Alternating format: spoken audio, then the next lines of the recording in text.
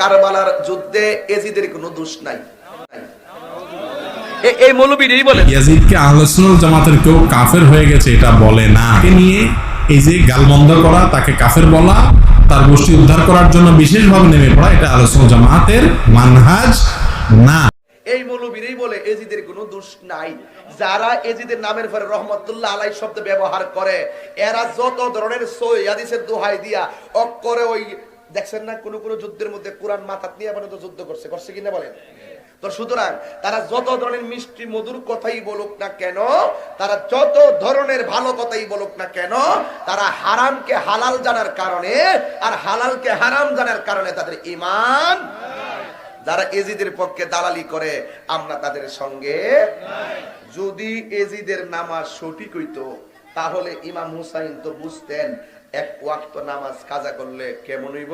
তিনি তাদের সঙ্গে নামাজ না পড়ে নিজে নামাজ পড়ছে, নিজে নামাজ পড়া বুঝাইয়া দিছে যে এদের মুখে যদিও দাড়ি আছে, টুপি আছে, ফাগরি আছে, কিন্তু এদের নামাজ আর আমি হুসাইনের নামাজ এক নামাজ না। অনেকে বলে হুজুর মসজিদ নিয়ে বাদ কিনলে গিয়া, মুসল্লির ইমাম নিয়ে বাদ কিনলে গিয়া, আরে বাদ তো ইমাম হুসাইন কইরা দিয়া গেছে, আল্লাহ নিজে করছে। ওয়ালা বলছে ওয়ালা তাকুম আলা কবরিহি, যারা মুনাফিক, যারা দুশমনের রাসূল, তাদের পিছনে নামাজ পড়লে নামাজ হবে না, তাদেরকে সালাম দেওয়া যাবে না, তাদের সঙ্গে আত্মীয়তা করা যাবে না। ওয়ালা তাকুম আলা কবরিহি, আল্লাহ বলছে ওই মুনাফিকদের কবরের কাছে যাওয়া যাবে না।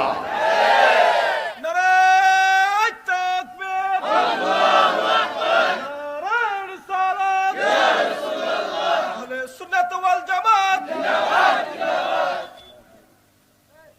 আমার দোষ আছে? আল্লাহ কইছে।